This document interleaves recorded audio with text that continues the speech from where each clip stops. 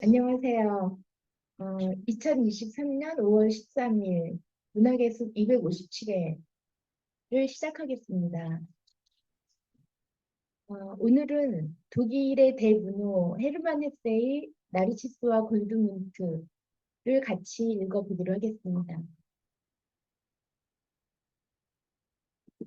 먼저 왜 이 책을 선정하게 되었는지, 그리고 헤세의 작품 세계와 생애는 어떤지, 그리고 그 작가 정신에 대해서, 그리고 헬세가 즐겨 그렸던 그림에 대해서, 그리고 이 책이 다루고 있는 그 시대적인 배경에 대해서 알아본 다음에 줄거리를 톱아보기로 하겠습니다. 먼저, 왜 이 책을 읽고 싶었는지, 저는 개인적으로 어렸을 때는 지금의 제 나이가 되면 인생이 다 정리되고 별로 갈등도 없고 그냥 아주 편안하게 그 나이를 먹을 거라고 막연히 생각했던 것 같아요.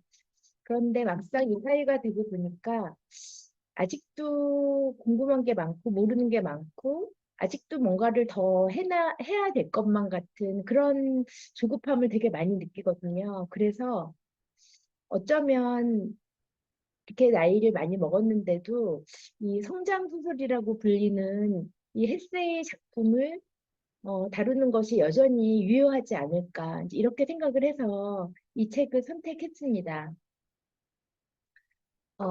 헬세는 우리가 너무 잘 알고 있고 뭐 고등학교 때, 대학교 때 정말 책 한두 권쯤 안 읽어본 사람이 없을 정도로 굉장히 대중적으로 인기가 있는 작가인데 다 아시겠지만 헤세는 어, 이제 우리한테 되게 유명한 작품들이 많이 있죠. 수레바퀴 아래서 데미안 그리고 시달타 그리고 오늘의 우리 이 나르시스 골드문트 이 책 그리고 노벨상을 받은 이리아 유이 이런 책들이 있는데 이 책의 이 작품들의 공통점은 모두가 다 예외 없이 어, 그 소년이 나온다는 거예요. 소년. 남자아이가 나오고 남자아이 혼자 주인공이에요.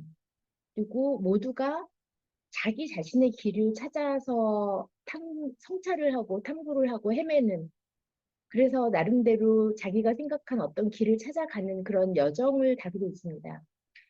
어, 이제 그게 이제 공통적인 것인데 헬세는 이따가 생애를 다루면서 이야기를 하겠지만 헬세는 자기 자신이 수도원을 다녔었어요. 신학교를 다녔죠. 신학교 수도원. 그 생활이 작품에 아주 골고루 투영되어 있습니다.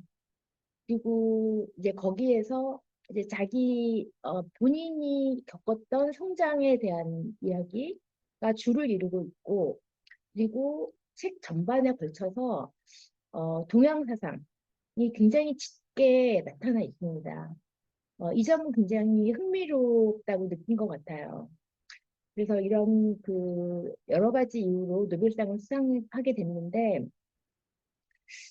에세이 작품들은 조금 다르지만 이제 공통점이 굉장히 많다고 생각을 하는데 에세이를 요약하는 제 개인적으로 가장 대표적인 어, 그 문장 아포리즘이라고 하는 그 부분은 저는 개인적으로 데미안의 이 부분이 아닐까 이렇게 생각을 합니다. 그래서 혹시 같이 읽으실 수 있으면 좋을 것 같습니다. 한번 같이 읽어볼까요? 새는 새는 아래서 아래서 나오고 깨어나고 싸운다. 싸운다. 아래는 세계이다 깨어내고 하는 자는 하나의 세계를 아무는 안 된다. 그 신의 이름은 아프락사스이다. 그러니까 한 차원에서 다른 차원으로 가는 그 과정에 대한 그 질풍노도와 그 의미 이런 것들에 대한 것을 소설화하지 않았나 이렇게 생각을 하고 있습니다. 어, 다른 작가들도 다 마찬가지로 자기의 경험을 작품 속에서 나타내고 있지만 특히 헬세는 자신의 직접적인 경험이 작품 전반에 걸쳐서 굉장히 직간접적으로 많이 투영되고 있기 때문에 헬스의 개인적인 생애를 이해하는 것이 작품 이해에 굉장히 중요하다고 생각을 해서 조금 자세하게 가지고 왔습니다. 헬스는 1877년에 독일의 블랙 포리스트라고 하는 아름다운 전원 마을에서 태어났고요. 그리고 85세에 타계하기까지 스위스의 몬테놀려라고 하는 아름다운 곳에서 살았습니다. 그리고 헬세는 굉장히 지적이고 기독교적인 전통이 강한 그런 집안에서 자랐습니다. 특히 외할아버지께서 그 인도 성경을 번역하고 그 인도의 남부에 있는 말레이라고 하는 지방이 있는데 그 지방에 인도 사전을 출간할 정도로 굉장히 학식이 높은 학자이기도 했던 그런 분이었다고 합니다. 그래서 헬세는 어린 시절에 이 할아버지 서재에서 많은 시간을 보냈고 당연히 굉장히 방대한 독서를 했다고 합니다. 그래서 지우처럼 아마. 그래서 이 방대한 독서의 결과 헬세는 어린 시절부터 그 굉장히 객관적이고 넓고 깊은 그런 시각을 형성을 하게 되었고 이것이 헬세의 정신적인 작품의 그런 토대가 되었다고 보여집니다. 따라서 헬세는 어린 시절부터 굉장히 주관이 뚜렷하고 그리고 보기에 따라서는 고집이 센 그런 아이로 자랐다고 합니다. 이제 그런데 이 기독교 집안의 전통답게 13세에 모브론이라고 하는 신학교에 들어갑니다. 그런데 이 헬세는 자유로운 영혼을 가진 사람이죠. 그런데 신학교라는 거는 규율이 엄격하죠. 적응을 못해요. 그래서 음, 무단 이탈도 하고 방황을 되게 많이 하는데 나는 시인 말고는 아무것도 되고 싶지 않아. 라고 이야기를 하면서 자살을 시도합니다. 당연히 부모와 많은 갈등을 빚었고 결국에는 자퇴를 하게 됩니다. 자퇴를 하고 뭘 했냐? 시계수리공도 하고 서점에서 알바 같은 걸로 일도 하고 이렇게 했는데 이 시절에 이 경험이 수레바퀴 아래서에 직접적으로 많이 나타나 있는 걸로 알고 있습니다. 그리고 헬세는 제가 여기서 사진을 두 개를 가지고 왔는데 헬세의 사진, 지금 이 노년의 헬세의 사진을 보시고 그다음에 헬세가 그림을 그리는 이 사진이 있습니다. 이 두 장의 사진을 가지고 왔습니다. 이 헬세의 사진에서 드러나는 이 분위기로 굉장히 많은 것을 짐작할 수 있다고 생각을 하는데 예민했어요. 예민하고 어, 좋은 점도 많았겠지만 본인은 신경쇠약으로 평생을 고생했다고 합니다. 이런 영향도 많이 있어서 나중에 구스타프 칼 융하고 깊은 만남을 하게 됩니다. 그리고 결혼은 그렇게 순탄치 않아서 세 번의 결혼을 했는데 마지막 그세 번째 결혼 때는 매우 안정적이고 행복한 그런 생활을 했다고 합니다. 헤세의 작품에서 정말로 중요한 부분은 아까도 말씀드렸던 것처럼 동양, 특히 인도에 대한 영향력이었어요. 이 작품에 많이 드러나게 됩니다. 그 인도를 소재로 하거나 인도를 다룬 소설이 우리가 잘 알고 있는 시달타 그리고 동방술래 이런 그 아주 집중적인 그런 주제를 다루기도 할 만큼 이 깊은 사고에 영향을 끼쳤던 영역입니다. 그리고 헬세가 살았던 시대는 지금 이 그 생애가 1877년부터 1962년 이렇게 됐는데 이 생애에 1차 대전, 2차 대전을 다 겪게 됩니다. 그래서 이 시대에 작품 활동을 한 거죠. 어, 우리가 그 이전에 읽었던 그 책들에서도 잠깐씩 다뤘지만 세계대전이라는 거를 통해서 사람들은 그 이전에 지배했던 어떤 그 절대적인 가치 그리고 공동의 선 이런 것들이 가치가 다 붕괴가 되죠. 그래서 그런 것들이 붕괴가 되고 그래도 사람들은 살아야 되니까 헤매고 있는데 햇세가 말하는 거는 자기 자신을 탐구함으로써 자기 자신의 성찰을 통해서 행복으로 가는 길을 발견할 수 있다라는 메시지를 책을 통해서 하지 않습니까? 이런 부분들이 전후에 갈 곳을 잃은 많은 독일 사람들을 매료시켰다고 합니다. 그런 시대적인 배경이 있고, 아까 말씀드렸던 것처럼 그 헤세는 그 생애가 작품에 고스란히 드러나 있는 작가인데 작품은 어, 초기, 중기, 후기 이렇게 나눌 수 있다고 합니다. 스리바키 아래서는 헤세의 초기 작품이에요. 그리고 그 이후에 세계대전을 1차 대전이 발발합니다.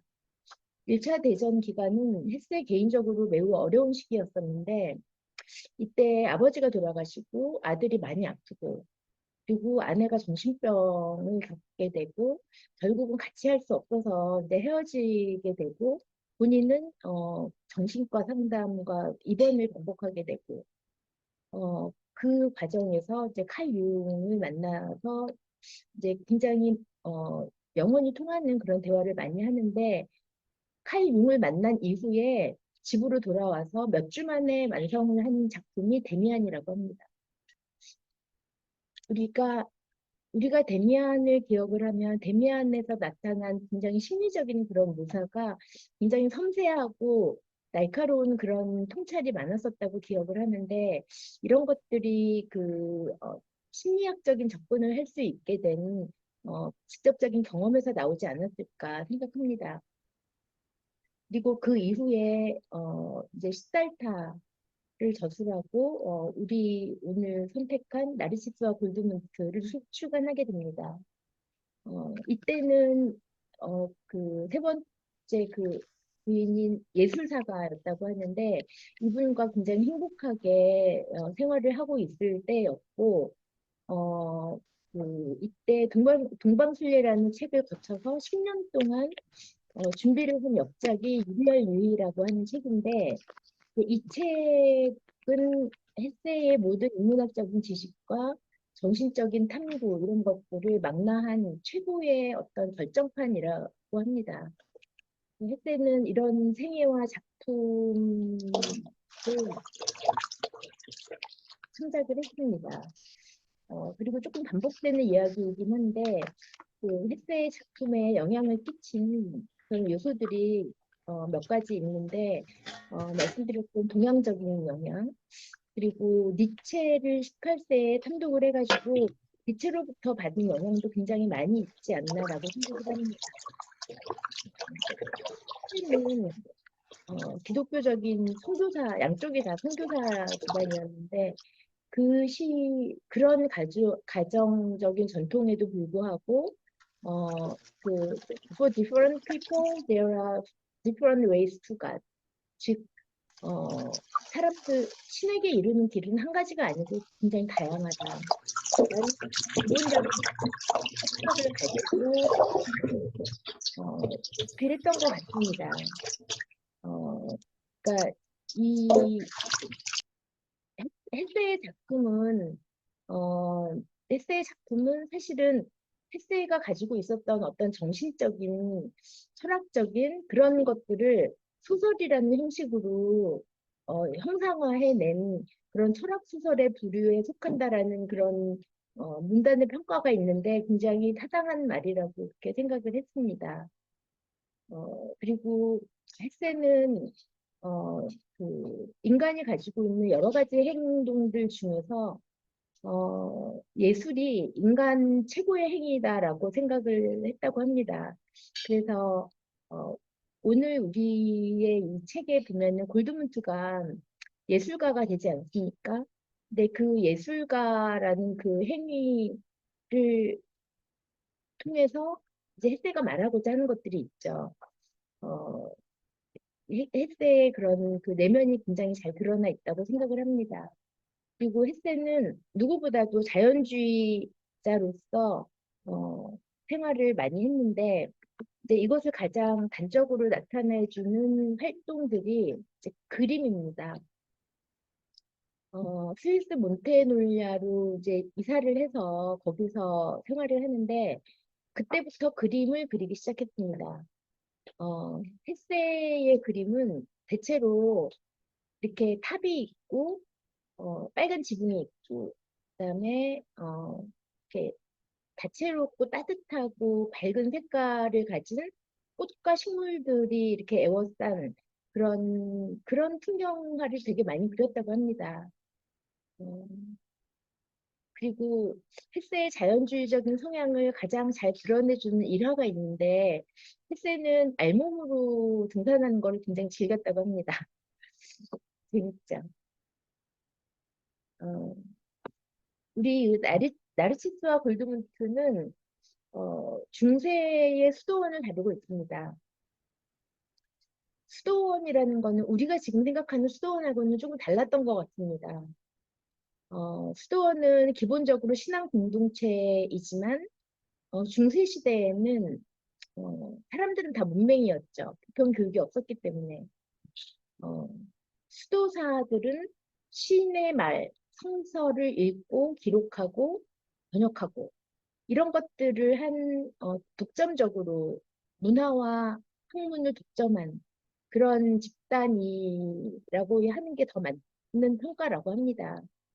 그래서 우리가 이제 중세의 어떤 대표적인 양피지에 이렇게 적힌 책들을 보면 한 권의 책이라기에는 너무 아름답지 않습니까? 또 굉장히 정성스럽고 아름다운 글자에다가 이렇게 막 문양이 막 있고 표지는 금장으로 돼 있기도 하고 이런 모든 것들이 다 수도원 안에서 독자적으로 이루어졌다고 하는 걸 보면 수도원은 신앙뿐만이 아니라 그 당시에 학문과 문화 자유, 그러니까 예술의 독점적인 어떤 메카로 활동을 했던 공간이다.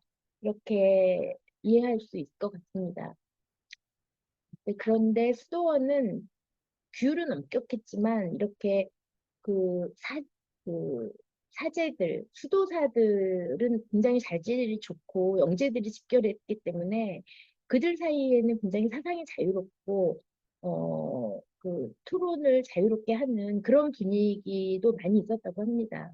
그래서 오늘 우리 책에 보면 이제 수도원 나중에 골드문트가 두 번의 살인을 저지르고 감방에 있다가 다시 수도원으로 돌아오고 거기에서 작업실을 얻어서 작업을 하게 됐는데 무슨 수도원에서 이 살인자를 받아들여주나 이런 생각을 할 수도 있지 않습니까? 수도원이라고 하는 분위기가 그런 측면도 있었다는 것을 이해하면 좋을 것 같습니다. 이제는 그 나르시스와 골드문트 오늘의 책을 뽑아보기로 하겠습니다. 어, 내용은 다 잘 아시겠지만 이 책은 어, 서로 다른 두 가지 성향을 가진 사람, 종교와 지성을 표방하는 나르치스와 그리고 예술과 감성을 표방하는 골드문트 이 두 사람을 축으로 전개됩니다. 어, 이 책은 어, 크게 세 부분으로 이해할 수 있을 것 같습니다. 먼저 이 수도원에 나르시스라고 하는 매우 젊고 총명하고 어, 직관이 뛰어난 이런 사람이 최연소 교사로서 일을 하고 있는 수도원이었습니다. 어느 날 이 수도원에 중년의 신사가 미소년을 데리고 입학을 시킵니다. 그 소년의 이름은 골드문트였고 골드문트는 어, 성향은 나르시스하고 매우 대조적인데도 이 두 사람은 친교를 맺습니다. 근데 어느 날 골드문트가 수도원 밖에서 집시 여인을 만나요. 집시 여인을 만나가지고 나는 수도원에 잘 안 맞는 것 같아. 그 생각을 하면서 수도원을 떠납니다. 그래서 매우 자유분방하고 거친 그런 황야의 생활을 방랑자의 생활을 시작합니다. 이때 우리 책에는 굉장히 많은 부분이 할애된 여러 여자들과의 그런 자유로운 방탕한 그런 부분이 많이 나오는데 어쨌든 이제 그런 지나가는 인연들, 덧없는 인연들에 대한 이야기가 많이 묘사됩니다. 근데 그것을 지나서 첫 번째 긴 방황이 끝날 무렵에 어느 마을의 성당에서 어, 나무로 된 조각을 보게 됩니다. 이게 이제 성모 마리아 상인데 그 성모 마리아 상을 보고 감동을 받습니다. 그래서 이 상을 제작한 사람이 누구냐. 그래서 장인 니클라우스의 집에 찾아가서 어, 작품을 제자로서 작품을 합니다. 그 작품은 친구 나르치스를 생각하면서 만든 사도 요한상이었습니다. 이 사도 요한상을 완성한 다음에 니클라우스가 그 자질과 열정에 감복했죠. 그래서 자네 여기 머물면서 내 제자가 되라고 제안을 했는데 그 제안을 거절하고 다시 황야의 길을 떠납니다. 황야의 길을 떠나서 똑같은 생활을 하는데 전염병이 돌아요. 전염병을 겪으면서 어, 그 삶이 가진 무상성, 그 덧없음 이런 것들을 알게 됩니다. 그러면서도 그 이제 간통을 범하게 됩니다. 그래서 이제 굉장히 높은 충독의 애척과 저지른 간통이어가지고 이제 교수형 언도를 받고 내일 죽을 날인데 오늘 마지막으로 고해성사를 하게 되는 상황에서 친구인 나르치스가 그 고해성사를 맡은 사제로 들어오고 그래서 친구 덕분에 구사할생으로 살아나서 수도원으로 돌아갑니다. 수도원으로 돌아가서 이제 총력을 기울여서 창작 작업에 몰입하게 됩니다. 그래서 드디어 필생의 꿈이었던 자기가 꿈꾸는 그 어머니의 이미지를 녹아낸 그 마리아상을 완성합니다. 그리고 나서 나르치스는 이제 어, 그 골드무트의 작업을 보면서 이제 자기를 돌아다 보는 그런 기회를 갖게 됩니다. 그런데 이 골드무트가 또 머무르지 못하고 또 다시 방랑을 떠납니다. 이때 큰 사고를 당해요. 그래서 이제 어 이제 치명적인 어 상처를 이제 입게 되고 거의 다 죽어가는 몸으로 다시 수도원에 돌아오는데 이제 이때부터 나르시스와 골드문트 간에는 정말 허심탄회하고 굉장히 깊은 그런 대화가 오가왔는데 이 부분이 이 소설의 백미라고 생각이 됩니다. 이때 이 두 사람이 나눈 대화가 헤르만 헤세가 53세 때 이 작품을 썼는데 헤르만 헤세가 자신의 그 젊은 시절을 돌아보면서 어, 느끼고 배우고 깨달았던 그런 인생관이 여기에 굉장히 이 대화에 많이 녹아 있지 않을까라고 생각이 들 정도로 그런 아주 그 금과 옥조 같은 그런 좋은 대화가 굉장히 많이 있었다고 생각이 듭니다. 어, 이 작품의 줄거리를 알아보았습니다. 이제는 이 작품은 사실은 아까 은정님께서도 말씀하셨던 것처럼 무슨 굉장히 드라마틱한 어떤 사건이 막 있어가지고 그 사건 따라 전개되는 게 아닌 거잖아요. 그러니까 다소 약간 지루할 수도 있을 것 같은 그런 전개를 보이는데 이것은 왜냐하면은 헬세가 가지고 있는 어떤 그런 생각들, 가치관 이런 것들을 소설이라는 형식을 통해서 구현했기 때문이 아닌가라는 생각이 드는데 저는 이 작품을 두 가지 관점에서 이해했던 것 같습니다. 먼저 이 작품은 나르치스라는 사람의 길, 그리고 골드문트의 길, 이 두 가지 길을 이해하는 것. 나르시스는 what's right, 옳은 길을 따라서 걸어갔던 사람이고, 골드문트는 what's good, 무엇이 좋은 거야, 무엇이 행복해, 뭐가 재밌어. 이거를 따라갔던 사람이라고 이제 되어 있는데, 어, 그러면 이 골드문트는 방랑의 길을 택하고 자기 스스로 삶을 개척하면서 예술을 목표로 삼게 되는 그 여정이 나오는데 이 여정에서 골드문트의 어머니의 의미가 굉장히 어, 그 크게 어필되는 것 같습니다. 어, 이 두 사람의 길에 대해서 조금 돌아보기로 하겠습니다. 길은 나르시스가 생각하는 길은 원래 수도원 시절에 생각했던 길과 골드문트가 다시 수도원에 돌아와서 그 작품을 끝내놓고 나서 다시 느끼게 되는 그 길 사이에는 굉장히 큰 차이가 있습니다. 그래서 이 부분에 대한 거를 이 대화를 한번 따와봤었는데 예전에는 이 부분부터 어, 우리 용진님께서 네, 한번 읽어주시겠어요? 예전에는. 예전에는 예술이 사상이나 학문에 비해 진지하지 못한 영역이라고 생각했었거든. 내가 가야 할 길은 정신의 길. 자네는 나와 상반된 길, 즉 감각의 길을 통해 웬만한 사상과 못지않게 존재의 비밀에 깊이 파악하고 있네. 아니, 오히려 더 생생하게 표현하고 있어. 감각의 세계에도 영원히 깃들 수 있으며 여기서 예술이 탄생한다는 것을 인정한다. 네, 감사합니다.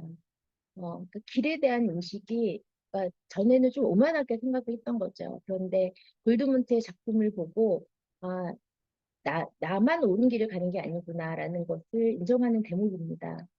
그리고 이제 그 반면에 나르시스에게는 그러면 고통이 없었냐? 그거는 아니라는 것도 이제 골드문트가 알게 되는 대목입니다. 골드문트가 이렇게 말하죠. 나는 사실은 수도원 시절에 자네를 봤을 때 자네의 지식보다는 그 초연한 평화에 대해서 굉장히 부러웠었네. 이렇게 말을 하죠. 그랬더니 나르시스가 이렇게 대답합니다. 은정님 읽어주시겠어요? 이 세상에. 아, 그래요? 저 수학부들일까요? 네네, 평화. 네네. 이 세상에 표현한 평화는 존재하지 않는다. 세상에 존재하는 유일한 평화는 잠시도 마음을 놓지 않고 힘없이 싸워서 얻어진 평화. 나날이 새롭게 쟁취하는 그런 평화뿐인데 네, 그러니까 그 사제의 길을 가면서도 이제 이런 교통이 있었다. 각자마다 자기 십자가가 있다. 이런 얘기를 했던 것 같고, 나르시스가 갈등을 합니다. 내 길이 다가 아니네? 다른 길도 있었네. 내가 갈등을 하는데, 그러면 내가 잘못 살아간 거야? 이제 이런 갈등을 하지만, 결국은 나르시스는 자신의 길에서 결코 벗어나지 않았고, 부과된 엄중한 책무에서도 그것도 소홀히 하지 않는 그런 길을 갔습니다. 이것이 나르시스의 길이었습니다. 반면에 우리의 골드문트를 보겠습니다.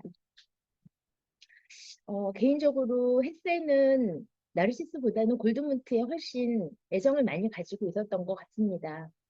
헤세는 방황을 굉장히 따뜻한 시선으로 보고 방황을 통해야 사람이 뭔가를 안다 이런 생각을 했던 사람이 아닌가 싶습니다. 어, 이 책에서 골드문트의 세계를 가장 한마디로 나타내 주는 문장은 이거라고 생각합니다. 내가 원하는 건 생생한 삶을 맛보고 마음대로 또 떠돌아다니는 거야. 이 말로 모든 것을 말해주는 게 아닌가 싶습니다.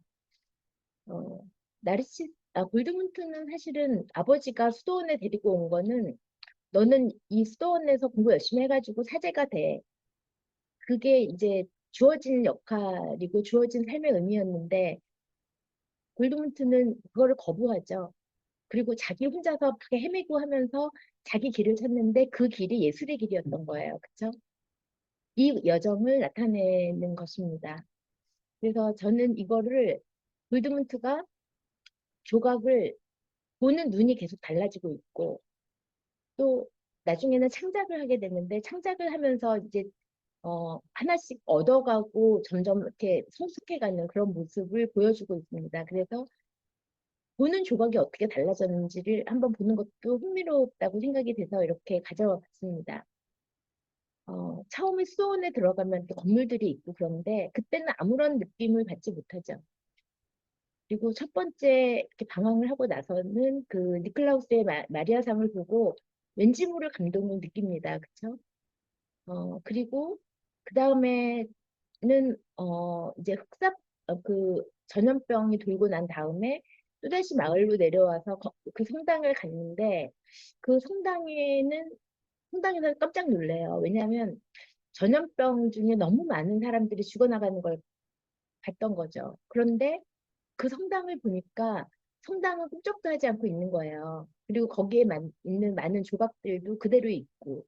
그래서 어, 골드문트는 인생의 덧없음과 예술의 영속성을 여기에서 본질을 깨닫게 됩니다. 그래서 그래, 이게 내 목표야.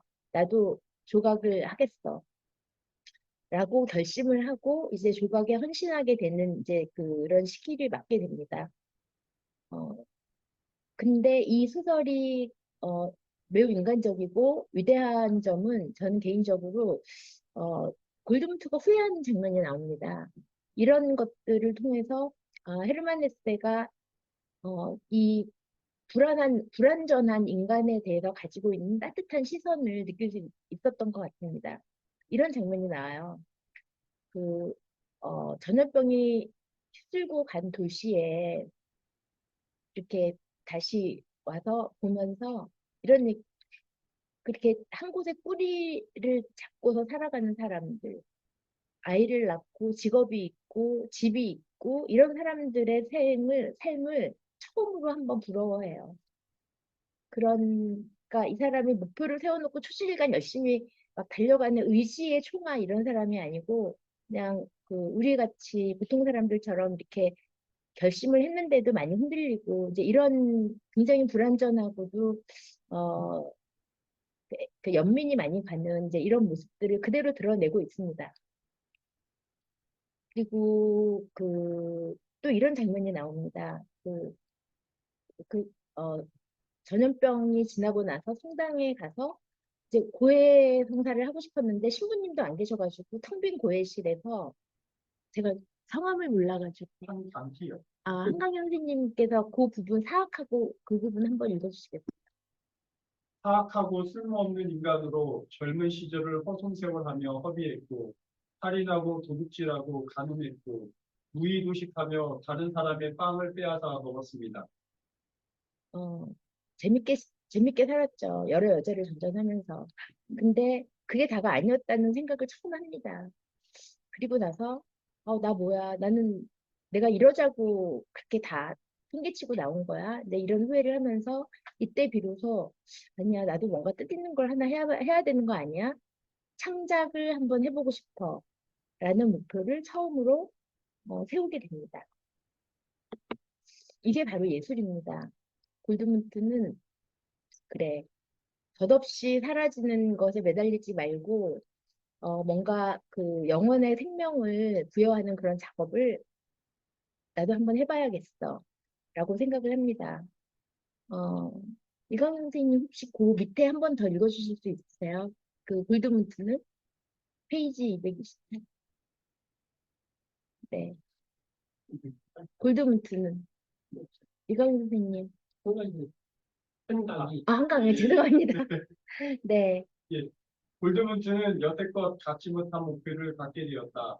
그렇게 되면 자신의 망가진 삶 전체가 숭고한 의미, 가치를 얻을 수 있을지도 모르는 일이었다.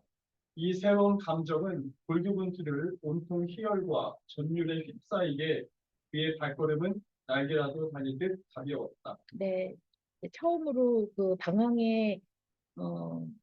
방황한 자기 인생이 구원을 받을 것만 같은 그런 희망에 들떠있는 장면입니다. 그리고 나중에 이제 나르시스는 처음부터 인생관이 이렇게 탁 있어가지고 거기로 똑바로 걸어가는데 골드문트는 막 이렇게 헤매면서 이렇게 가고 자기의 가치도 이렇게 하나씩 만들어갑니다. 헤매면서 좌충우돌 벽에 부딪히고 하면서 나중에 그 자기 자신의 인생을 작품에서 구하는데, 어, 그, 인생을 어떻게 골드문트가 생각하는지라는 이야기를, 이렇게 가장, 이렇게 가장 선명하게 드러내주는 대화라고 생각해서 가지고 와봤는데 응진 선생님 그 부분 한번 읽어주시겠어요? 이 인생관? 작품은 인생관, 네, 이 작품은 이 작, 어, 이 작품을 제대로 만들기 위해서는 나의 모든 청춘을 바쳐야만 했기에 청춘의 평안과 사랑, 무 여성에 대한 그의 거친 자유, 그 청춘의 추억이야말로 나의 성장의 원천이 있어요. 네, 감사합니다. 이 대목은 나르시스가 골드문트의 마리아상을 보고 감격해서 어떻게 이렇게 아름답게 만들 수가 있어? 라고 이야기를 하니까 그거 그렇게 그냥 된 거 아니야. 이런 얘기를 하는 거거든요. 그러니까 내가 한심하게 살았지만 그래도 그런 거가 있었기 때문에 내가 이 작품을 만든 거야 라는 그런 이야기를 이해했습니다. 그러니까 골드문트는 자기 자신의 인생의 의미를 이렇게 부여를 한 거죠. 그리고 이 책에서 이제 골드문트한테는 어머니가 보이지 않는 어머니가 정신적으로 존재 전체를 어, 움직이거나 아니면 그 존재 전체의 지탱하는 그런 존재로서 그 어머니라고 하는 모성이라고 하는 그런 의미를 부여를 하고 있는데 그 모성은 단지 생물학적인 엄마뿐만이 아니고 태초의 일부이기도 하고 자기가 만났던 많은 여자들 속에 살아있기도 한 엄마 그리고 어머니 그리고 생명의 원천이면서 또 자기가 죽을 때도 어머니를 이렇게 어머니 상을 떠올리거든요. 생명과 죽음 모든 것의 원천인 어머니로서 그러니까 어머니라고 하는 존재는 볼드문트에게 그 어떤 생명의 어떤 동력이라고 이렇게 저는 이해를 했습니다. 어, 그 처음에 마리아상을 내가 만들어야 되겠어라고 결심을 하게 된 그 그 아름다움에 대한 감동, 그 장면을 굉장히 아름답게 표현을 했는데, 은미 선생님, 네, 그 페이지 235, 그 부분 한번 읽어주시겠어요? 그것은 나무와 같은 마리아 산이었다. 마리아 산은 너무나 우아하고 부드럽게 몸을 싣고 서 있었다. 마리아 산의 가슴은 마치 숨을 쉬는 것 같았으며 그 얼굴에는 너무나 큰 기쁨과 너무나 극한 매콤함이 공존하고 있었기에 물들은 가슴이 열리는 것 같았다. 네, 감사합니다. 어, 그래서 이 마리아상을 완성을 하죠. 그래서 골드문트는 어, 네, 골드문트는 이제 자기가 부딪히면서 자기 내면의 의식을 변화시키고 성숙시켜 갔는데 이것을 가장 잘 드러내주는 화두가 청춘과 늙음 그리고 죽음에 대한 생각의 변화라고 이해했습니다. 어, 골드문트는 청춘은 방랑이라는 그런 등식어를 가지고 있었던 사람이었어요. 그래서 마음대로 돌아다니고 즐기고 그리고 늙는다는 거는 여자들한테 어필되지도 못하고, 더 이상 돌아다닐 수도 없는 몸 상태가 됐을 때 가축처럼 묵혀있게 되는 게 늙음이다. 이런 생각을 하는 사람이었었는데, 나중에 보면은 이제 죽을 몸이 돼가지고 다시 수도원에 돌아와서 거울을 봅니다. 그 거울에 나타난 그 자기 자신의 모습을 보면서 하는 독백이 있습니다. 은정 선생님 안 보이시는 거예요? 그 이전에 비해 그 부분 한번 읽으시겠어요? 이전에 비해 돌아온 골드문트의 그 이전에 이전에요? 네, 이전에 비해 더 늙고 약하고 초췌한 모습이었지만 오히려 더 순진무구하고 더 만족스러워 보였으며 젊은 시절의 아름다운 골드문트가 같은 있었던 무엇인가가 드러나온 얼굴을 보고 네, 감사합니다. 그러니까 그 젊었을 때는 경멸했던 늙음에 대해서 어, 받아들이는 완숙함을 가지게 됩니다. 물론 죽음을 얼마 남기지 않은 상태에서라서 좀 아쉽긴 하지만 그래도 자기 자신의 힘으로 이러한 훌륭한 깨달음에 도달하게 되고 죽음에 대한 생각도 마찬가지입니다. 죽음을 대면한 적이 두 번이 있었죠.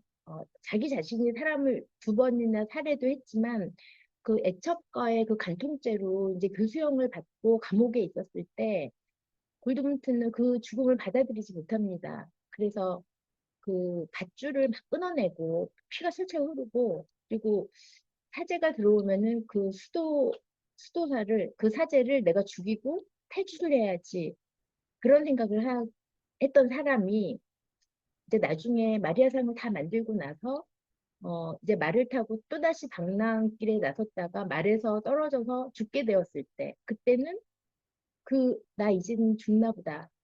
되게 평온하게 죽음을 받아들이는 장면이 나옵니다. 그러니까 여기 이 부분이 굉장히 많은 것을 의미하고 있다고 생각을 하는데 어, 골드문트는 여기에서 죽음을 받아들일 때 다음 생에 내세라든지 하느님의 평화에 의존해서 평화를 찾는 것이 아닙니다. 내가 만든 내 고통을 내가 받아들이는 그런 방식으로 편안하게 그 죽음을 받아들이는 자세가 됩니다. 이것도 매우 놀랍고 훌륭한 발전이라고 저는 그렇게 보여졌는데 이런 그 생각의 변화를 통해서 어, 골드문트도 나르치스도 서로 다른 어떤 그 극단적인 두 가지의 모순되는 것들을 받아들이면서 생이 풍요로워지고 그리고 그 삶에 의미를 부여하는 그런 결론을 맺고 있습니다.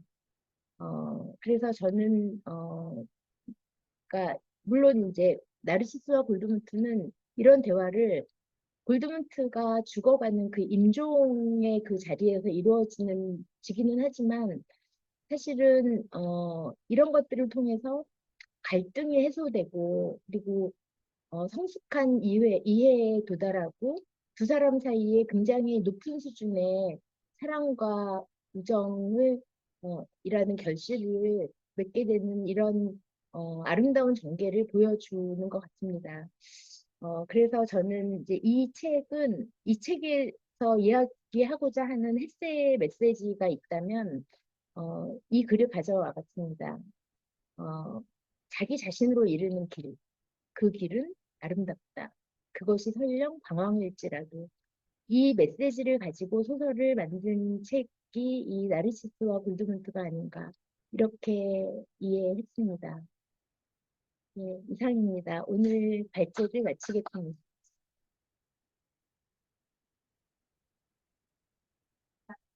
네, 잠시만 네. 오늘 이제 같이 나누고 싶은 퀘스처네어를 가지고 와봤는데 다른 어떤 것보다도 이 책은 다들 젊은 시절에 다 읽으셨을 건데 지금 오늘 문습을 계기로 한 번 더 읽으신 걸로 알고 있습니다. 옛날이랑 지금이랑 어떤 차이가 어떤 느낌으로 읽으셨는지 그 부분이 가장 궁금했습니다. 말씀해 주시겠어요? 은미 선생님 먼저. 그러면 이거 질문들을 가지고 그냥 이렇게 하나하나 아, 그럴까요? 아, 그럴까요? 네네네. 아, 좋아요. 네네. 네, 수고하셨습니다. 네, 감사합니다. 수고하셨습니다.